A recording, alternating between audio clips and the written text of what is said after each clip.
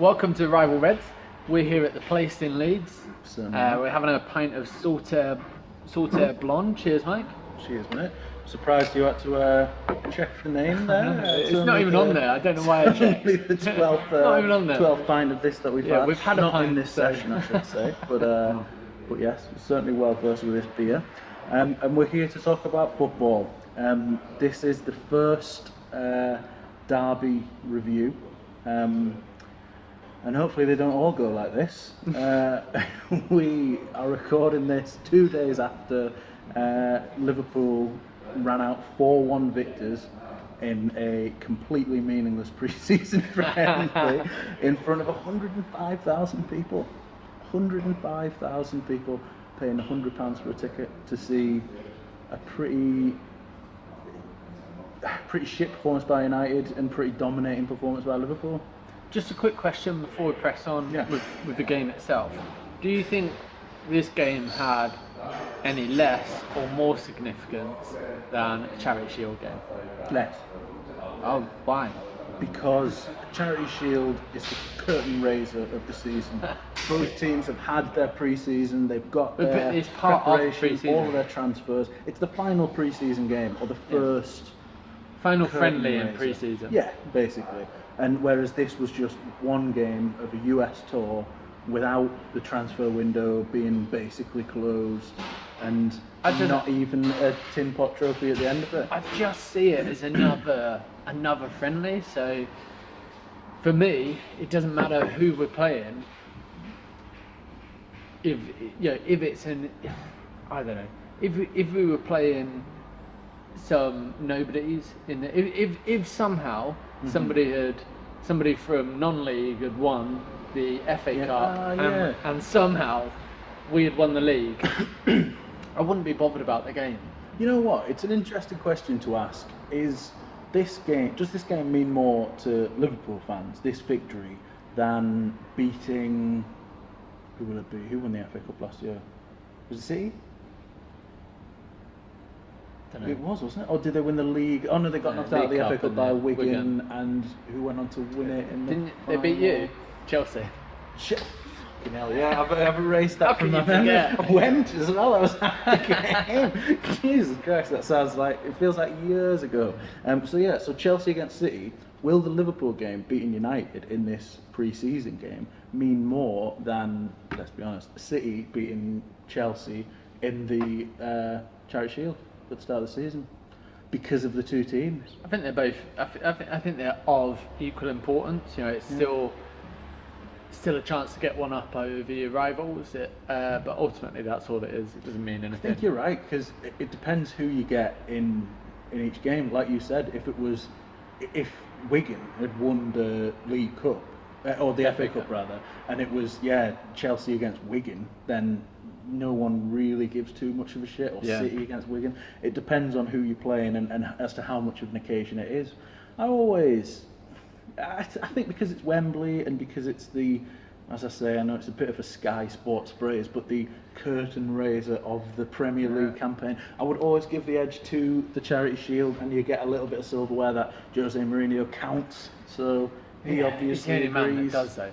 Well, and it's been so long since somebody actually retained the title that you're not necessarily watching the teams that are going to be battling for the Premier League title.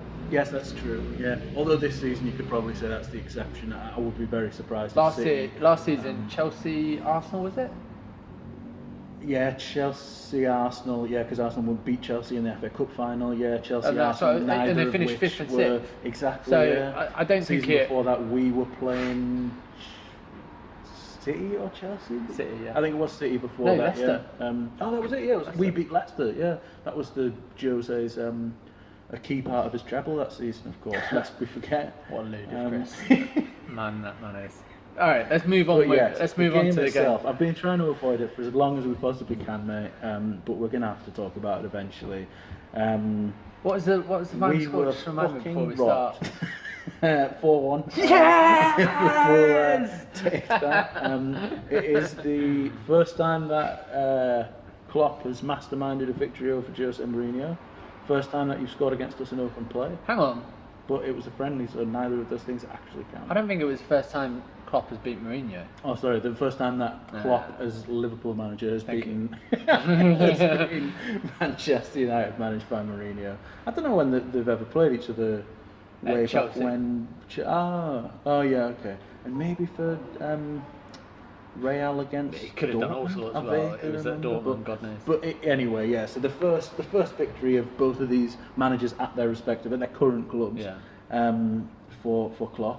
Do you think that matters at all? Do you think the fact that it's a bit of a monkey off Klopp's back, if you can even call it? I don't think he's bothered about Mourinho at all. I think he knows his teams play better than Mourinho's teams. So then it's just a case of putting the ball in the back of the net on the day. I think Mourinho's been very lucky over a number of fixtures against Klopp. So what, in the United Liverpool games, really? Yeah.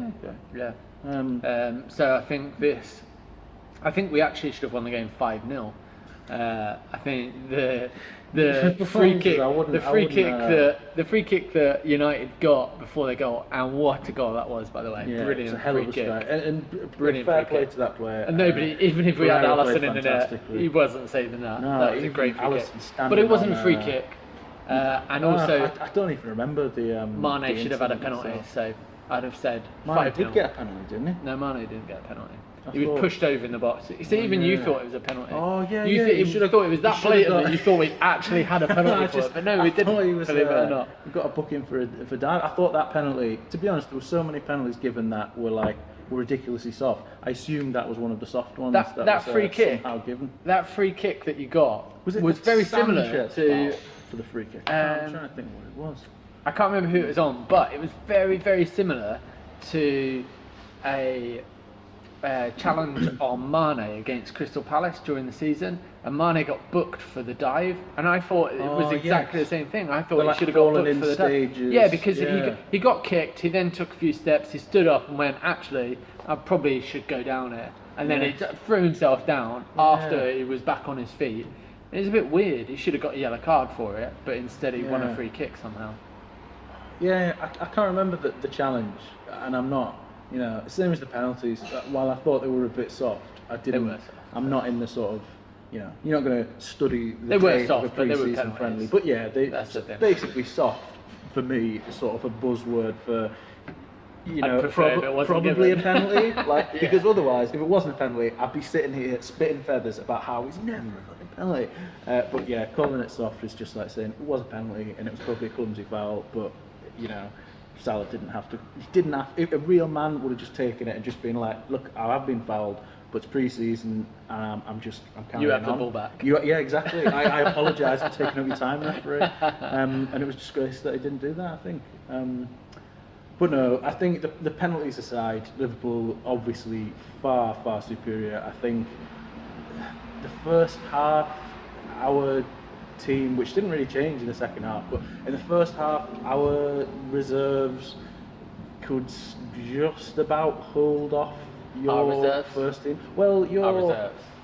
That's Our when you reserves had with a most couple of of your first-team first players. teams. We You had your 3 best first-team players. You had your best players playing, didn't you? Yeah, You had Salah. You had your best attacker. 3 your first-team 2 best players. attackers and your best defender. No, Firmino weren't on the pitch. But no, true. Well, your 2 best.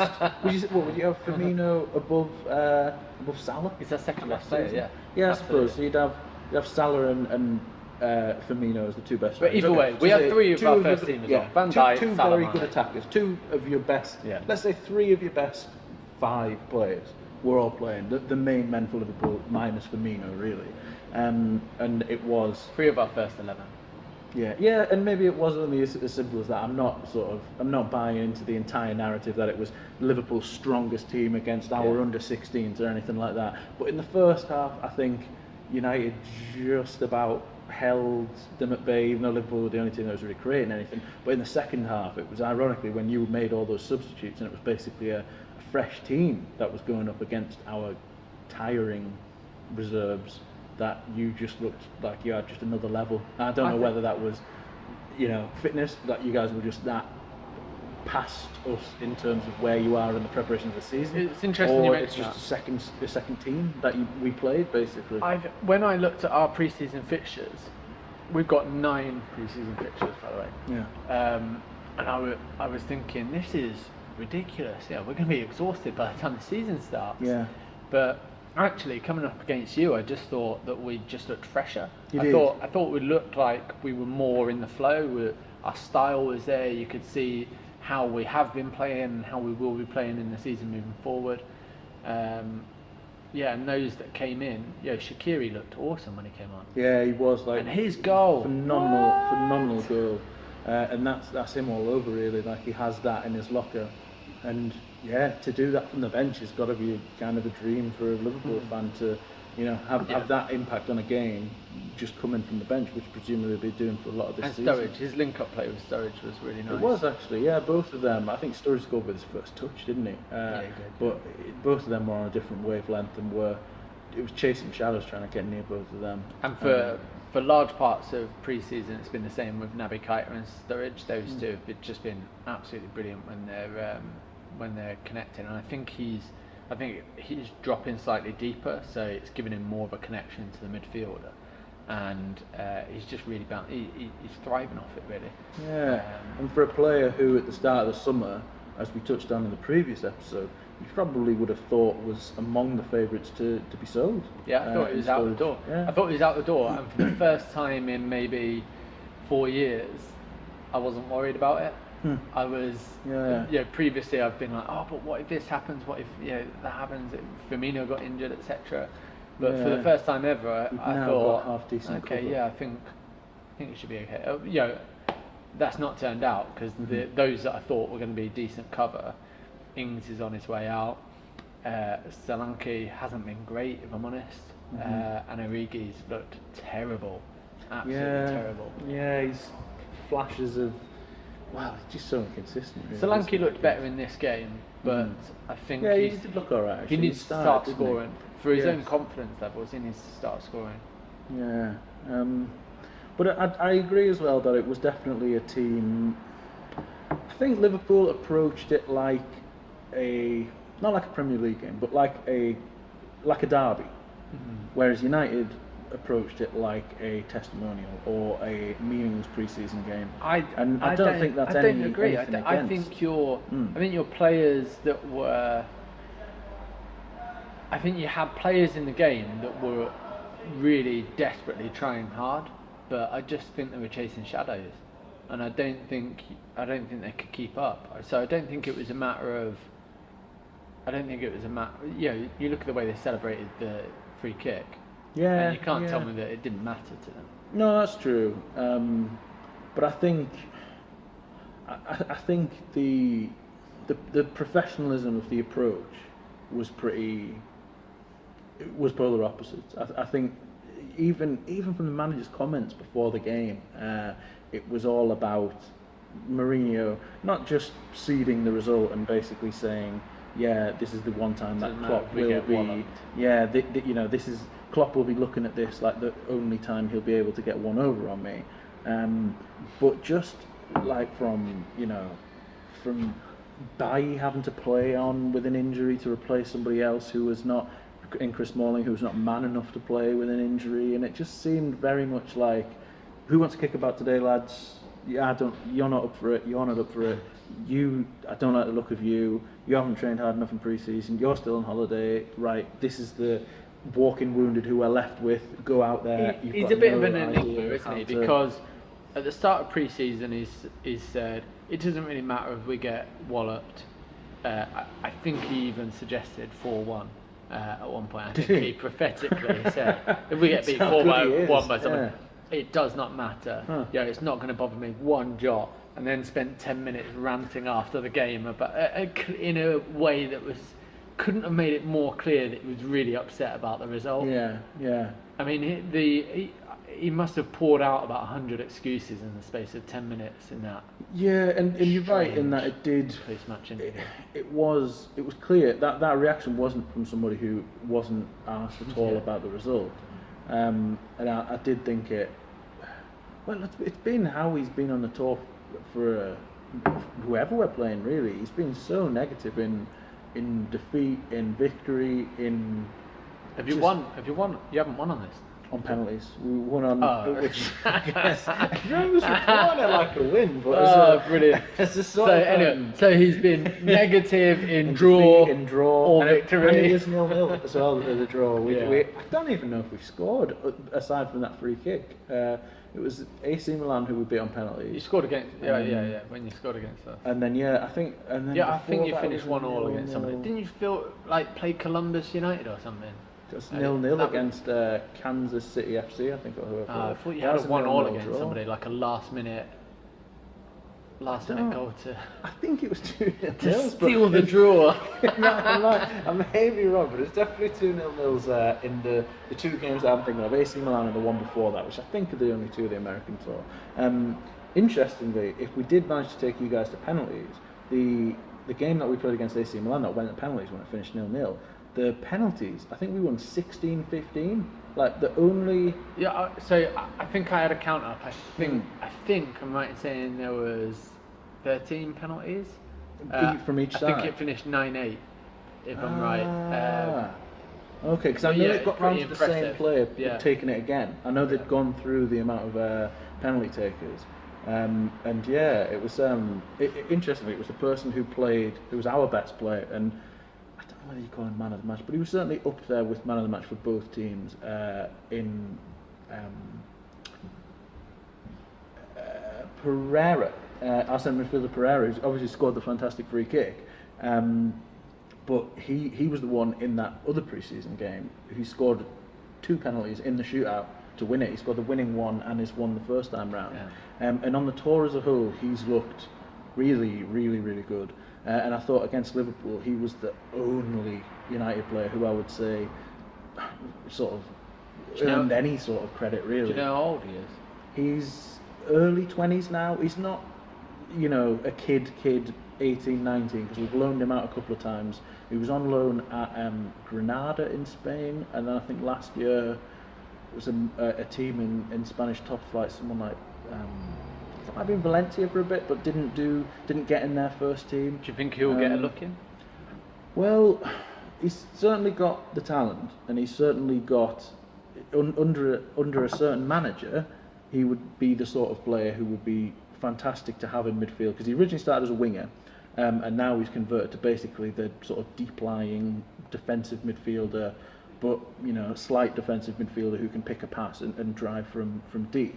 But for Jose, I think he's basically lower down the pecking order than Scott McTominay and people like that. Like, because he's not 6'2", or because he hasn't played through a broken leg, he probably isn't a Jose type player. But in terms of his actual talent, he's twice the player that Scott McTominay will be. As impressive as Scott's rise has been, he doesn't look a particularly talented player. Whereas Pereira is the opposite of that. He's got bags and bags of talent, and I would hope that he has enough to make a difference this season. I've got a question, right? Given your poor performance against us and in pre-season as a whole, and your new knowledge that nobody wins the league if they have a poor pre-season record, is this the start of the end for Mourinho? Certainly looks like that. Is this a repetition of the third season syndrome? Will he be gone by the end of the season?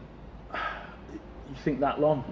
You think by the end of the season? So it could go two ways, I think.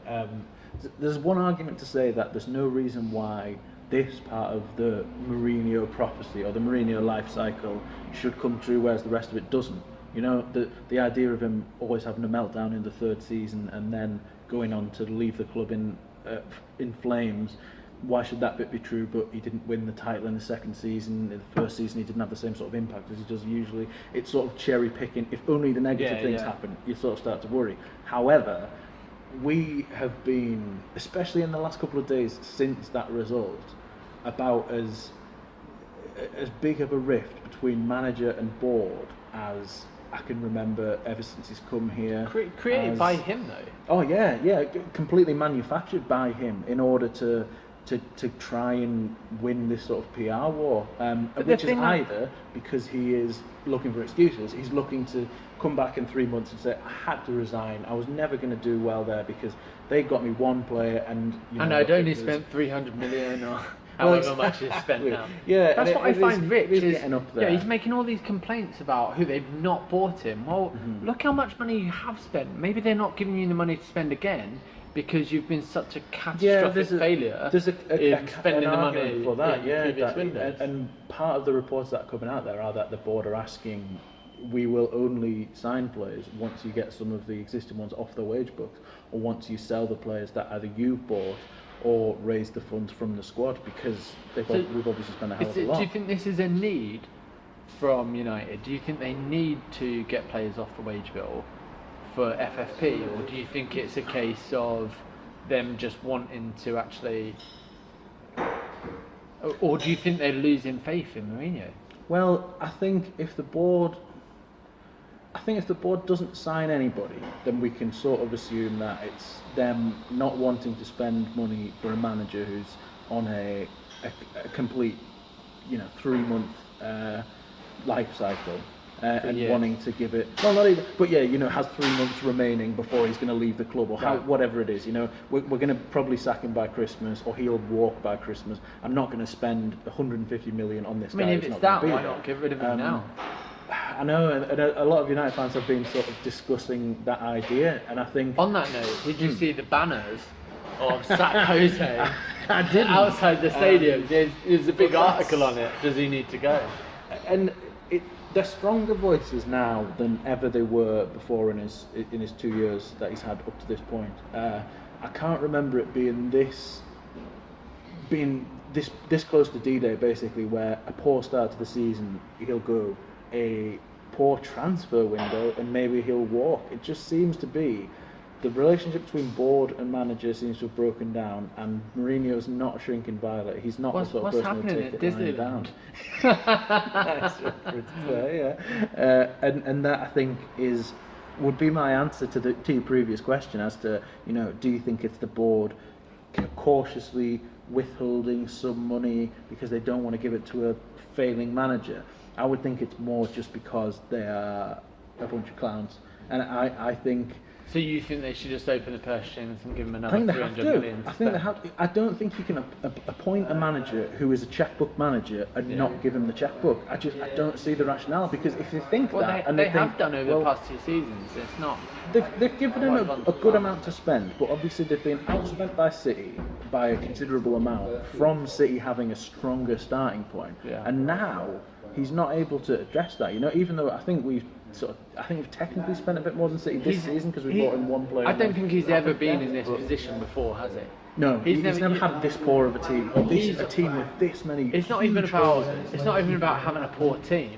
It's about how much he's had to spend, and he's never been in a position where he's got other teams that are either able to outspend him or outplay his team. He's always been in a position where he's kind of at the top of the tree and he's just improving on what he's already got. He has, and I think this is speculation, but I think he's found since he's come into the job that it hasn't been, devil may care, complete wanton spending, identify any player you want and we'll get him. I think it has been more driven from a commerciality and an angle of, I can't really get you this player because he doesn't fit in with our brand, and we're not going to spend 60 million on a defender. He's not the most popular player in Japan. Yeah, or exactly, France stuff like that. And I mean, Pogba was a brilliant player, but I don't know if we would have signed Pogba had he not been such a good PR story and the face of Manchester United now. On that note, I'm really surprised that you didn't go all out to get Griezmann. I thought Griezmann was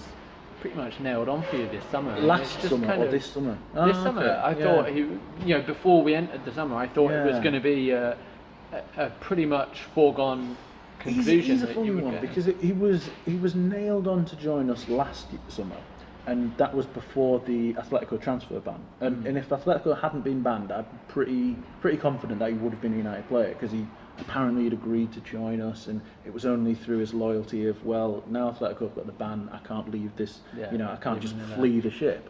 And this summer he was linked with us, but he was also linked with Barcelona, and I thought he would choose Barcelona, but he gave that bizarre TV program. Did you see the way he announced his future? No. It was during the World Cup. I think it was just like the first game week of the World Cup, where there's a program on French television where it was like about Antoine Griezmann, and he exclusively revealed at the end of it, "I'm staying put," and he announced it in spectacular fanfare. And he's the sort of player who Woodward would be like, "Oh, yeah, let's fucking get him. He's brilliant. Yeah. He's brilliant. He'll fit great in Disneyland." But I don't. He's that sort of player where, as great as he is, he's an ego and he's an image rather than a quieter signing who can just absolutely do the business. I miss the signings of Evra and Vidic and these players who aren't known to the world of football. Evra, the man who kicks his own fans. Hardly a quiet man. he's not a quiet man, but he was an unknown quantity, and he was a player who, we signed without much fanfare, and just slotted in. They took a bit to bed, and nobody had really heard of them before we signed them. Yeah. And we need a left back. Who's a good left back? Right, we've been scouting this guy for 6 months. Let's sign him on the cheap. It hasn't worked out that much so far. Let's have faith in him and continue now. You know what you guys need? You guys need a transfer committee. There's a strong argument for that, because we have not. Our transfer spending is so scattergun, and yeah, we would have signed a director of football had it not been. I can't remember who we were linked with, but he's now at Inter Milan. And the scout that we poached from Juve, who was apparently going to, transform our recruitment and identify targets, has left as well. So it's getting worse. It's getting less focused than it ever was, and that's definitely part of what in this pre-season has led so many United fans to have Jose out banners. I think that's the crazy American fringe. But on the subject of the American fringe, one of the most interesting things I think about the game, even if you're of the view that pre-season is utterly meaningless, the result, we could have been beaten 8-0, but when we play each other, then it won't matter at all. One of the interesting things is that for the first time that I can remember, there was considerably more Liverpool fans than United fans in the stadium. And obviously Liverpool, along with United, have a global following unmatched by certainly not any other club in Britain. But it was always, United and then Liverpool. Yeah. And I think it's interesting that even though you guys haven't won a trophy, just the positivity, the brand of football, the project seems to have swayed enough of the, I don't even know what you'd call those sort of fans, but more passive fans to want to support Liverpool. They didn't realise Man United were playing, and they thought they needed to go to the Man City game.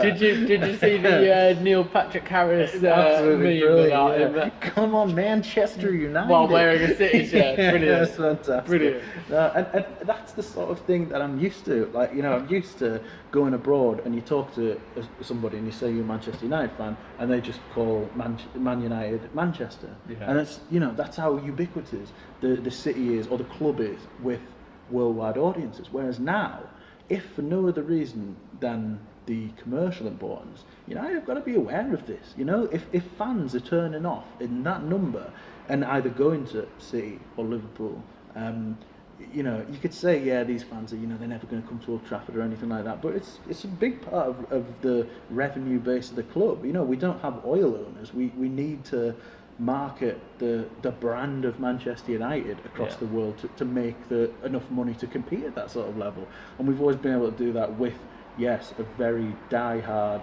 incredibly numerous home support, but also commercial deals and commercial fans across the world, and it won't last forever. And we haven't sold out a game. Keep performing the way you were last season.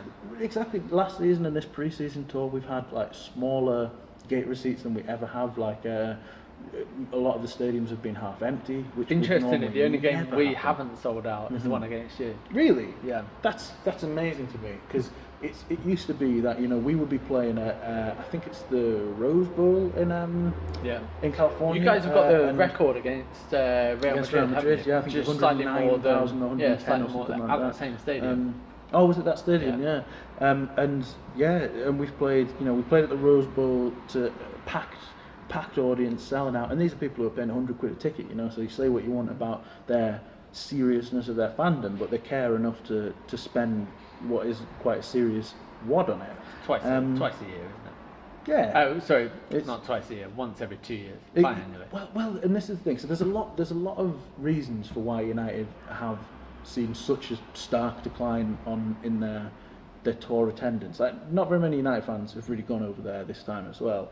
And we're not playing at the Rose Bowl. We're playing at much smaller venues, and we can't even sell those out really, which is a problem. And we've been there every year. We've been there, I think, for the past 4 years or something like that. So it doesn't have that allure anymore. But I think a lot of it, and maybe it's World Cup hangover, stuff like that, but it's certainly a cause for concern, I think, if for no other reason than this is what, Jose Mourinho won't be around forever, but the image of Manchester United as a club and how that's broadcast around the world will be, and that lives or dies by how you approach, the brand of football. Liverpool have shown that you can win nothing, but if you approach it in a positive way, you can have that sort of growth. It's interesting, really, because I don't necessarily even think it's about the brand of football, but maybe there's a wider football knowledge of people looking from outside in, saying there's more positive things happening at Liverpool than there are at United. We went to, I think we had 10-1 fans at the Dortmund game. And that's incredible. That's absolutely amazing. The amount of fans that are travelling, because I read an article on somebody that was at the match, and they went to a local pub, and they said there were Scottish fans, there was Irish fans, there was fans from absolutely all over that had travelled over to America to watch a game. Yeah. Best chance of getting a ticket these days. But well, that's it, and it's it's a way to, you can parlay it in with your own summer holiday, and you can indulge your love of football, get closer to the players, and get a ticket for each game and follow the team around the states. And maybe the wider football knowledge is that Liverpool are on the up, and despite neither of us winning a trophy last season, the perception is that Liverpool are on the up and United are on the wane. I think that's definitely true because of how because of the negativity around United at the moment. But is that not largely brought on by Mourinho? It depends on your. Or it is depends it more on your about outlook. the way you play? I would say, which is what you were alluding to earlier. I don't even think it's the way we play. I think it's the board not backing Mourinho with the players he needs to do the job. I think you have to, if you give a manager like Mourinho time, give him the resources he needs to at least have a fair crack. And I don't really think he's got positive strides since he first took over the club to hang on. Wait. Shambles. Wait. Let me just wind back a bit, because at the start of last year, you thought you were going to win the league. At the start of Mourinho's second season. Yeah. So to say that you don't second think he's had a fair crack, you thought he was going to win the league. So yeah, but that was because of the strength of Mourinho rather than who we signed. We always had a worse team. You signed Lukaku. I thought you brought in good players. I thought they really backed it. I think most of Mourinho's signings have been positive, but they haven't been enough. And I think if you, like, using last season as an example, Mourinho's made it painfully clear, from making sure everybody knows it when he was a pundit on Russia Today, from saying, I wanted Perisic in last summer, but they told me we couldn't have him. Yeah. We couldn't make that deal done, and Perisic wouldn't have won us the league, but we would have been a hell of a lot closer than if it wasn't. He's just such a sulker. The thing is, you could go out and go, if you're a manager, you could go, do you know what? I wanted Neymar, I wanted Ronaldo, and I wanted Messi, and they didn't get them for me, and that's why I didn't win the league. This is the sort of flow where, that is the problem that a lot of United fans have thought we've had for a while. With Perisic, he's not a household name, he's not going to sell many shirts. He might be a very functional player that we need on a broken left hand or a broken right wing, but he's not the sort of player that Woodward and the Glazers will open their purse strings for. And that is why I think Mourinho has a lot of sympathy from quite a lot of United fans at the moment. He's doing a job under quite difficult circumstances. There are huge holes in this United team. Like, no... I think he's making bad decisions about who to buy. But which of his buys have been bad? With the exception of maybe Sanchez, but he's been there for half a year, so you could only really say I think it's not so much about who he signed. I think it's the amount of money that's been spent on certain players. Let's go back to Pogba, right? Yeah, you spent 90 million on Pogba. Which looks like a great buy now, really. Yeah, he's a great player on his day, very inconsistent. So I wouldn't necessarily say a great buy now. Well, in today's market, but pause well, yeah. for a second to look at the fact of what you could have spent that money on at the time. You could have got 3 very, very highly thought of players for 30 million each to fill gaps in the team where you needed them. But instead, Pogba was brought in, rightly or wrongly. Yeah, I do think he's a very good player for you. Will be important to the future of United if he stays. But could you have done more with that money? That's the point. He spent so much money. When Manchester could you have United, done more? It shouldn't be about Pogba or spend it on 3 players. You know, if we needed another player for 30 million or whatever, we've got the resources. But you to haven't be able been to filling spend gaps for the last 3 years. You're not filling gaps. You're buying. We're it's filling almost some like you're gaps, buying. though, but we're not signing enough players. I think one of the key differences between Pep Guardiola and Mourinho has been the sheer number of players that both managers have bought. Whereas Mourinho, it's still in single figures. I think Pep's bought something like 19 or 20 players in, and you can't even look. But he's nowhere at the near United, your transfer record. What do you So mean? has he bought more players in for less money because he's filling gaps rather than signing stars? No, well, he's spent more. No, but Mourinho has, on individual players. Per player, he's probably got a lower amount, I think. But He's again, definitely got a lower amount. What, per player? Yeah. Yeah, but again, that's we needed that amount of we needed that caliber of players, and we needed more work doing than City. It's just that it hasn't finished. Argue, it's still quite far away. You know, we're still using the I left back and right don't buy back into that. I think he's Ferguson's wingers. I think he's using that as an excuse. I think if you look at the work that Pochettino's done at Tottenham, and I think if you look at the work that Conte did at Chelsea on far less money, then you would. I mean, Conte, that blows that Conte's argument out of the water. But Conte had a very, very, very good team which he walked into. They finished 10th. They finished 10th for season 4. Yeah. So you can't say that he walked into a team that was utterly amazing. True, but it didn't. It needed far less work doing than this United team does. And Pochettino's played a good brand of football, but has a much better starting 11 than United does. I don't think. I mean, would you dispute that? Would you dispute that on paper? I think. And he hasn't won anything, whereas Mourinho's managed to win trophies with a pretty shambolic Pochettino. Oh, Poch. Whereas Mourinho's won trophies with a much worse team. Even though he's spent a hell of a lot of money doing it, it still hasn't touched a lot of the issues with this United team has. I think it's a hard one. When you watch Tottenham play, you would say, yeah, they're definitely a better team than United. But I think that's about the way the manager's got them playing more than the individual players. I think they look better because of the way he's got them playing, rather than their individual talents. I don't know. I mean, it's a topic for a later discussion, but I don't know you'd pick many Spurs players to be in this United team. I think if you were having everybody's favourite combined 11, I don't think there'd be many. And I think there's certainly no gaping holes like at left back and right back. Look, let's bring this back. Let's bring it back. It's to obvious the original discussion. Liverpool United. Yeah. Liverpool United. Now, I've been going on for quite a while because I'm a bit annoyed. I'm a bit annoyed because obviously United have done really badly in that game, but more than that, there's a huge sort of swell of negativity around the club at the moment. I come to Mourinho's defence, and it's mainly because you're rubbish. Well, that's true. we've been shit on this pre-season tour, and you know the hope is that when the full team comes back, everything miraculously turns around. But I don't think it really is. And I'll have Mourinho's back because he's our manager, and we defend our manager at this time, and he needs the backing to be able to put it right. But I've gone on for long enough about United's woes. Gives it some positivity. End it on a positive note.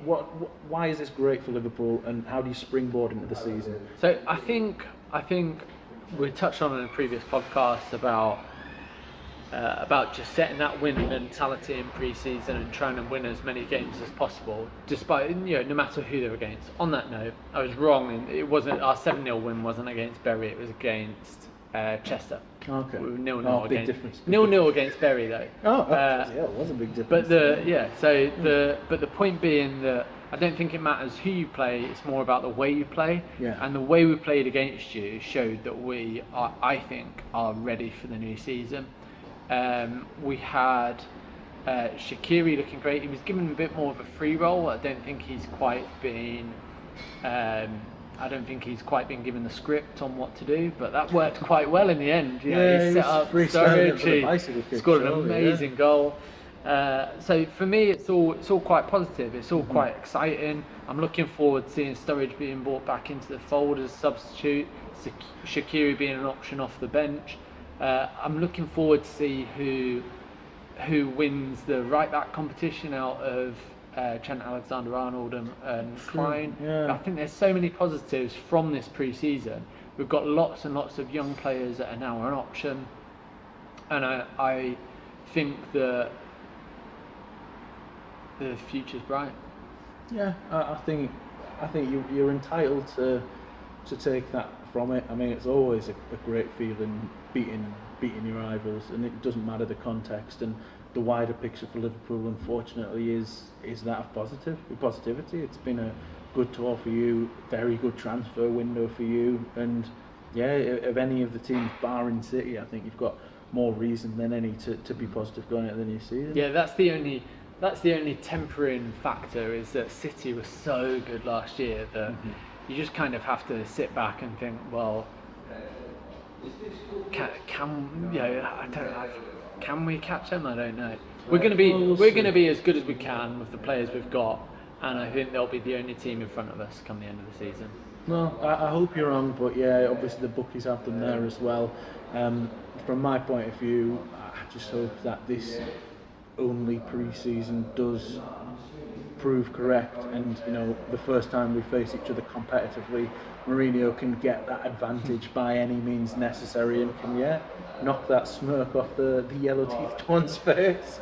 But yeah, it's not looking positive for United at the moment, but it's that hope that once the season does roll around, Mourinho can does what he normally does and just manage to get the results he needs.